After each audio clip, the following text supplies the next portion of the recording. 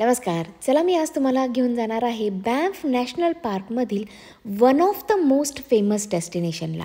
इथे खूप सुंदर असे टुरिस्ट स्पॉट्स आहेत, बट त्यापैकीच एक आहे लेक लुईस. तर सगळ्यात पहिले इथे पोहोचायचं कसं?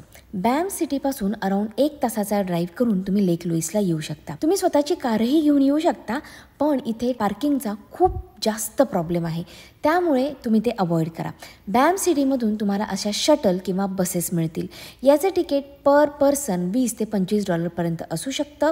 तुम्ही कधी कुठे केव्हा ते तिकीट काढत आहात त्यावरती ते पैसे कमी जास्त होतात. 13 वर्षाच्या खालच्या मुलांना तिकीट काढायची गरज नाही, त्यामुळे आम्हाला फक्त माझं आणि महेशचं तिकीट काढावं लागलं. इथून ज्यावेळेस तुम्ही लेक लुईसला जाता तो ड्राईव्ह प्रचंड सुंदर आहे. घाटाघाटाचा रस्ता आहे, डोंगर आहे आणि तुम्हाला भरपूर सारे छोटे छोटे लेक बघायला मिळतात. ज्यावेळेस तुम्ही लेक लुईसला पोहोचता त्यावेळेस तुम्हाला त्याची ब्युटी खरी बघायला मिळेल. आत्ता हे जे व्हिडिओ आहेत ना, हे त्याला जस्टिस देत नाही आहेत. या पाण्याचा कलर चक्क ग्रीन आहे. ग्रीन किंवा तुम्ही ब्लूइश म्हणू शकता. या लेकचं नाव राणी विक्टोरियाच्या मुलीच्या नावावरून ठेवण्यात आलं होतं. आणि हे जे पाणी आहे ना, हे ग्रीन किंवा ब्ल्यू दिसतं कारण की हे ग्लेशियरचं पाणी आहे.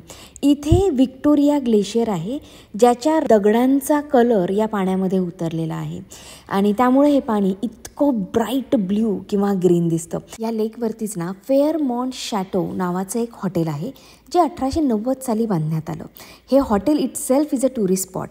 या ठिकाणी जर तुम्हाला राहायचं असेल तर पर नाईट कमीत कमी $400 ते $500 पे करावे लागतात आणि जास्तीत जास्त पीक सीझनमध्ये हे $1,500 ते $2,000 जाऊ शकतं.